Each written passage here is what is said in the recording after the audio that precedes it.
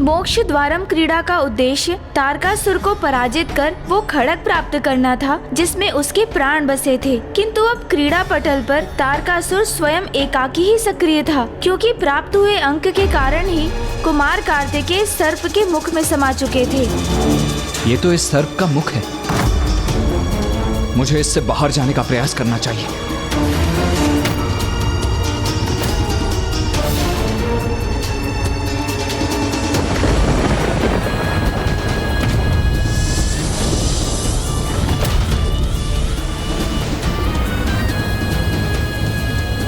मुक्त करो, बाहर जाने दो मुझे।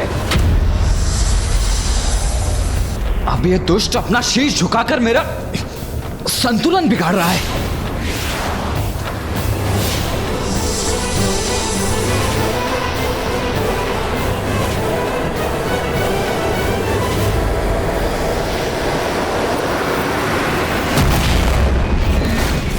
कुमार कार्तिकेय, आप कहां चले गए? आप कहां चले गए? आप कहां चले गए?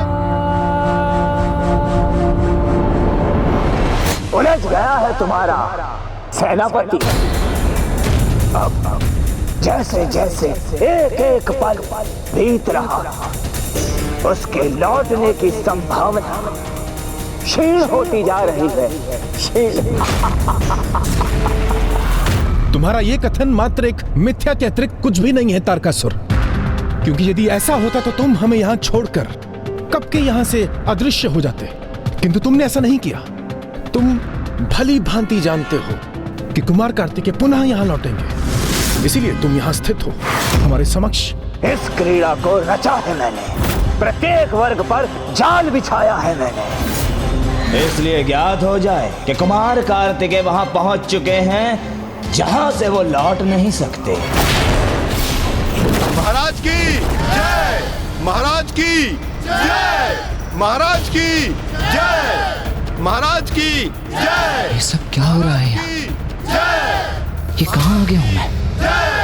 महाराज की जय! महाराज की जय!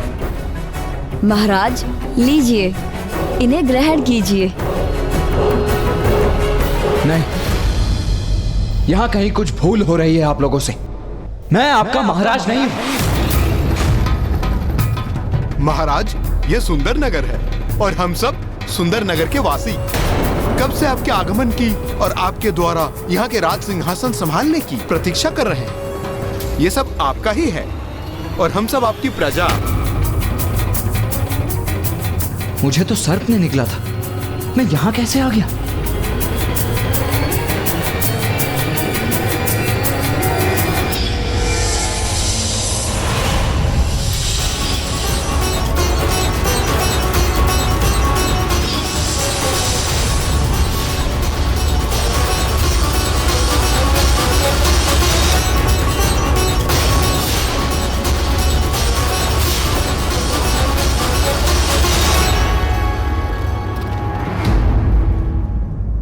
मुझे शीघ्र ही यहां से बाहर जाना होगा, उस क्रीड़ा में लौटना होगा।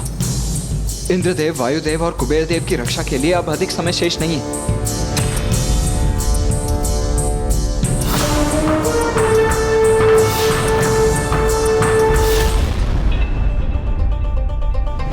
यहाँ जहाँ तक आपकी दृष्टि जा रही है वो सब कुछ आप ही का है महाराज।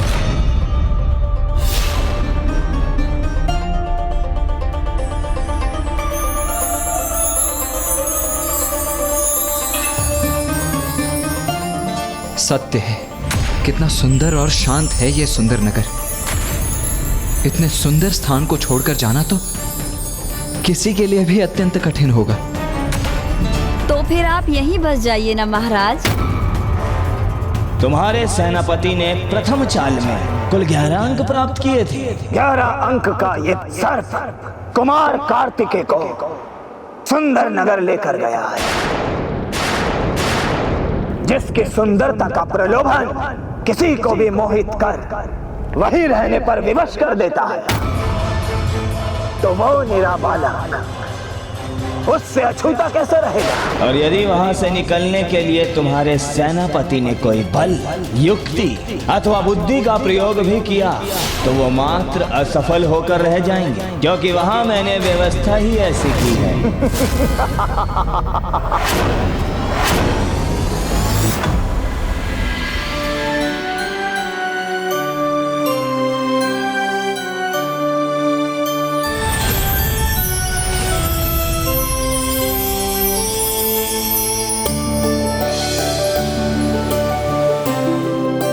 ऐसा अद्भुत स्थान जहाँ सर्वत्र सुंदरता और शांति है, ये वातावरण मेरे यहाँ वास करने के लिए सर्वथा उपयुक्त है। महाराज की जय, महाराज की जय। कुमार कार्तिकेय के देव सेनापति पद पर स्थापित होने हेतु उनके अभिषेक का शुभारंभ हो। देव सेनापति कुमार कार्तिकेय की। पुत्र, देव सेनापति हो तुम, देवताओं की रक्षा अब दायित्व है तुम्हारा। जाओ, अपना दायित्व निभाओ।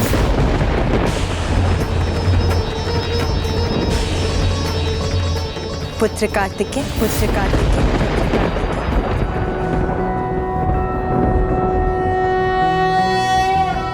ओम ज्ञानिनामपि चेतांसि देवी भगवती हि सा। मुझे क्षमा कर दीजिए माँ, अपनी क्षणिक दुर्बलता के प्रभाव में इस सुंदर नगर के प्रलोभन में आकर मैं अपने कर्तव्य का परित्याग कर यहाँ वास करने का विचार कर बैठा था। पुत्र, ये क्रीड़ा ही कुछ ऐसी है, मोक्ष द्वार अथवा मोक्ष पट्टम जीवन की ही यात्रा की प्रतीक है। जो इसमें उत्तम आचरण करता है, अच्छाई के मार्ग पर चलता है, वो जीवन में ऊपर की ओर बढ़ता है। और जब कोई किसी प्रलोभन में आता है तो उसे दुर्भाग्य रूपी सर्प डसता है। तुम सर्प से चित्रित उस वर्ग में जाके स्थित हुए जो लोभ का प्रतीक है। इसीलिए तुम सुंदर नगर पहुंच गए। ये मात्र एक माया है, संसार की माया, जो व्यक्ति को अपनी ओर आकर्षित करती और उसे उसके उद्देश्य से भटका देती।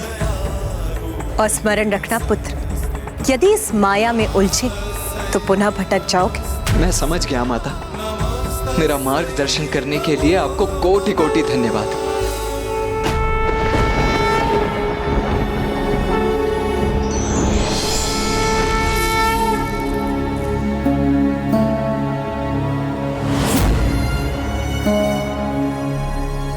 आप यहीं स्थिर रहकर हमारे इस नगर पर शासन करेंगे ना महाराज?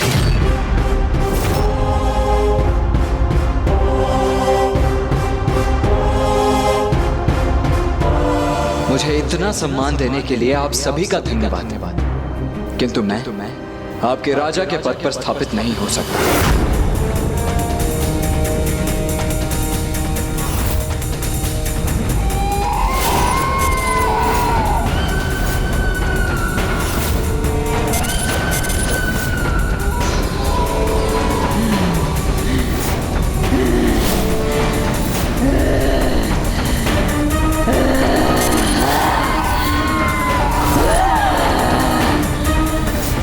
कैसे चले जाओगे यहाँ से?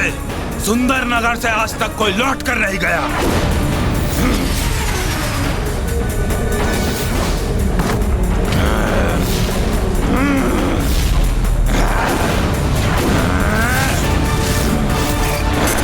नहीं जा सकोगे, नहीं जा सकोगे यहाँ से। हम तुम्हें कदापि नहीं जाने देंगे। यहाँ के मायावी जीवों के आक्रमण से कदापि विचलित नहीं होऊंगा। मैं अपने उद्देश्य पर स्थिर रहूंगा और यहाँ की माया को भेद कर वापस भी लौटूंगा।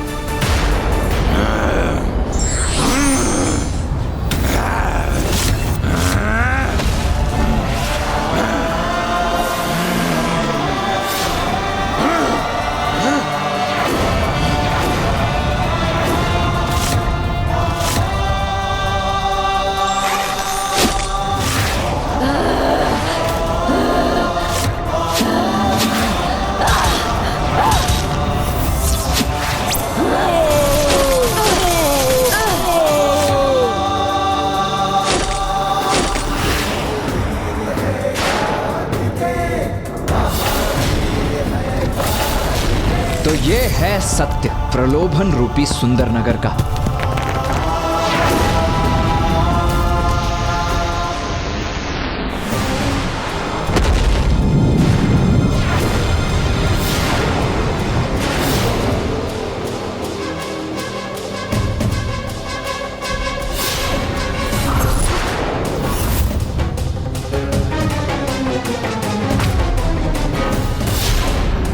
अरे ये सुंदर नगर से कैसे लौट आया?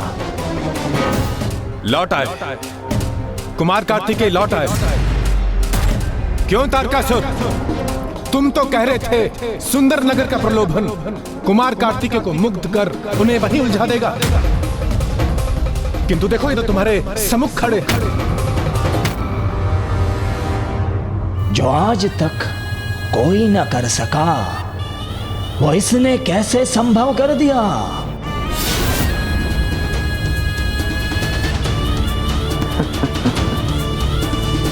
कुमार कार्तिकेय के लौटने मात्र से क्या होगा, सर्वप्रथम यह देखो कि वो कहां स्थित है।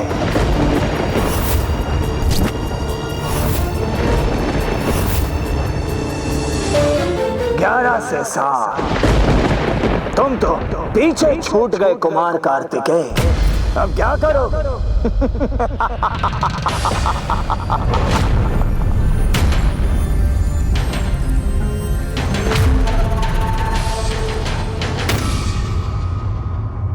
तो कुमार उस क्रीड़ा पटल पर पीछे चले गए थे।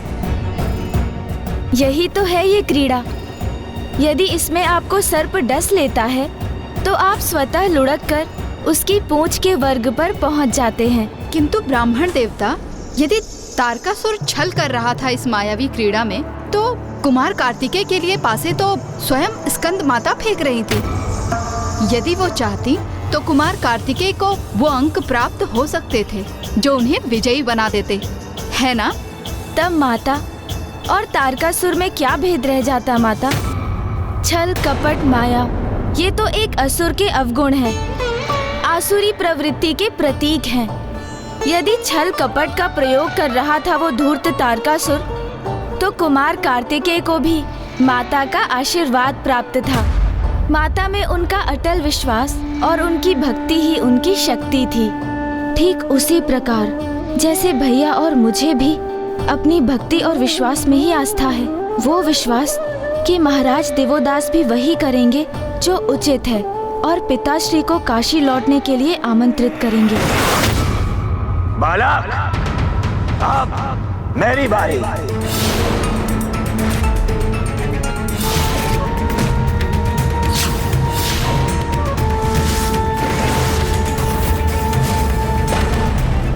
इस दुष्ट को कोई ऐसा अंक ना आ जाए जिससे ये और अधिक आगे बढ़ जाए।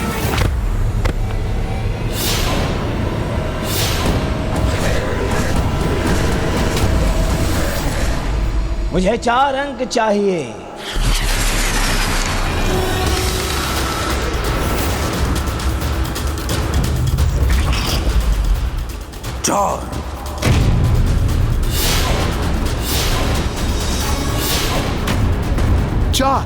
चार तो बड़ा अंक नहीं, किंतु वो तो देखकर ही ज्ञात होगा कि इस अंक से तारकासुर को लाभ होगा अथवा नहीं।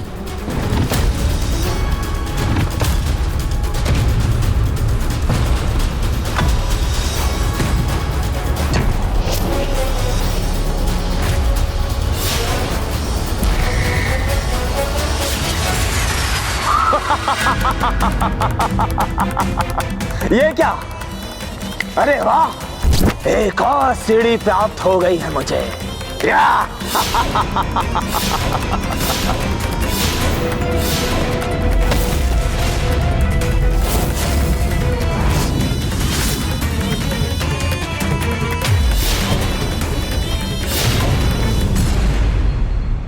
ये दुष्ट तो 50 अंक के स्थान पर पहुंच गया।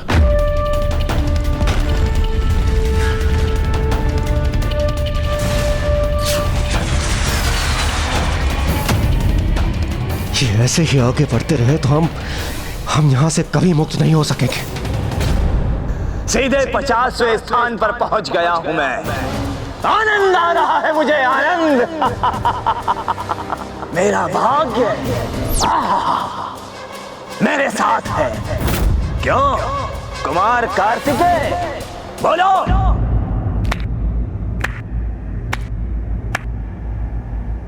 भाग्य का स्वभाव बहुत ही विचित्र होता है तारकासुर। वो कब कैसे पलटकर किसी का दुर्भाग्य बन जाए ये किसी को ज्ञात नहीं। इसीलिए जब तक तुम्हारा भाग्य तुम्हारा साथ दे रहा है उसका आनंद ले लो।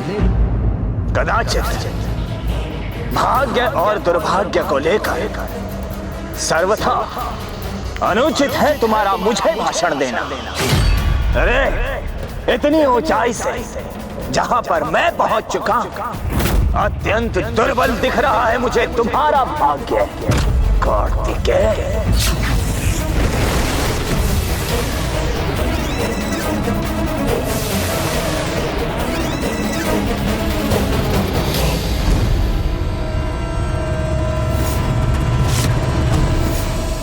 कुमार कार्तिकेय, इस बार आपको बड़ा अंक पाकर शीघ्र ऊपर बढ़ना होगा, अन्यथा हम सदैव के लिए इस वृक्ष में परिवर्तित हो जाएंगे। हाँ कुमार कार्तिकेय, शीघ्र कीजिए, हमें मुक्त कराइए।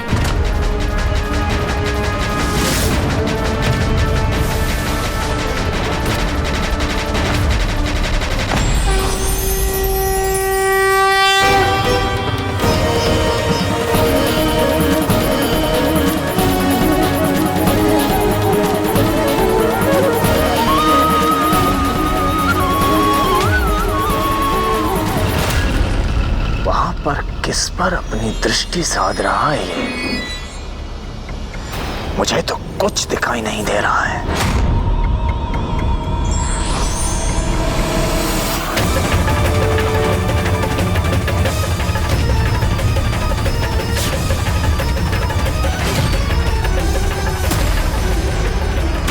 कुमार कार्तिकेय को इस चाल में आगे बढ़ने के लिए 10वें अंक के वर्ग तक पहुंचना होगा।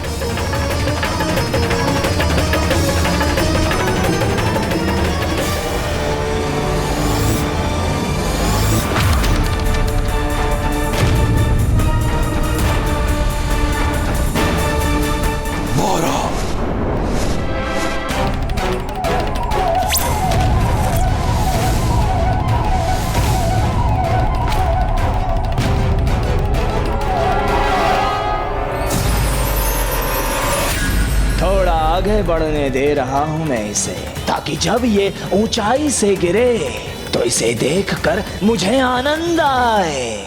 यदि कुमार कार्तिकेय इसी प्रकार धीमी गति से आगे बढ़ते रहे तो अरे तारकासुर को पार कर खड़क को प्राप्त करने में वर्षों बीत जाएंगे।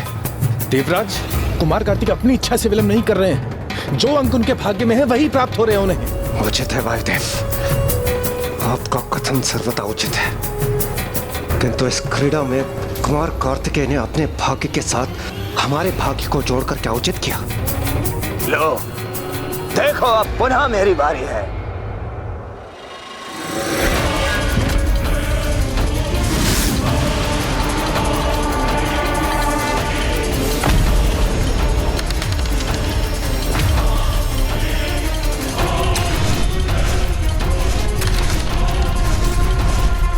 मुझे 3 अंक चाहिए। 3।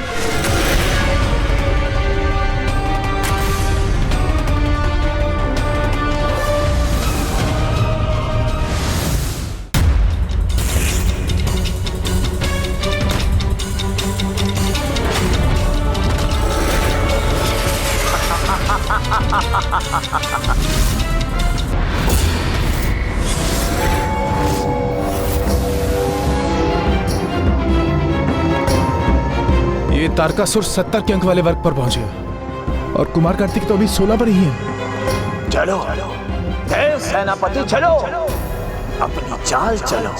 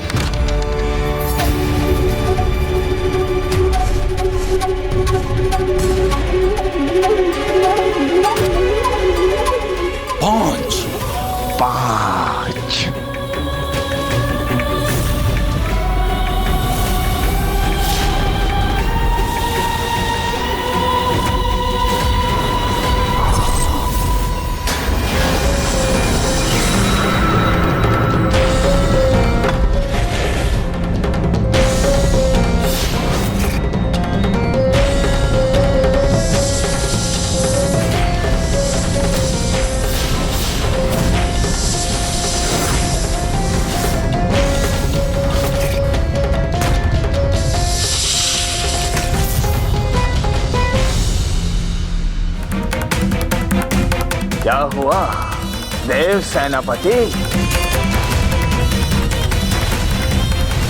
अब ये कहाँ उलझ गए तुम? हाँ?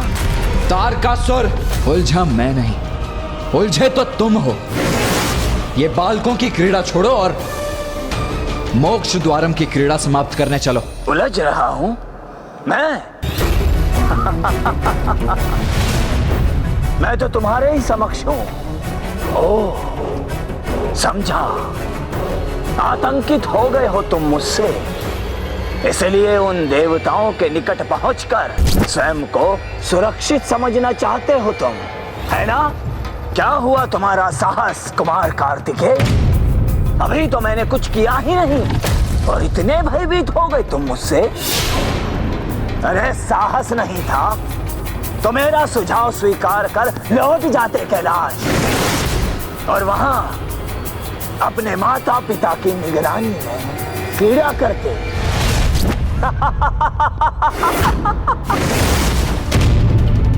प्रतीत होता है इस बालक को क्रोध आ रहा है, तो क्या प्रतिशोध लेना चाहते हो तुम मुझसे? प्राप्त हुए अंक के अनुसार कुमार कार्तिकेय जिस वर्ग पर पहुंच चुके थे वो क्रोध को दर्शा रहा था।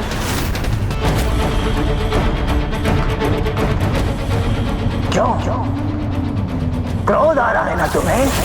हाँ? तो लो ये खड़ग और अंत करो मेरा।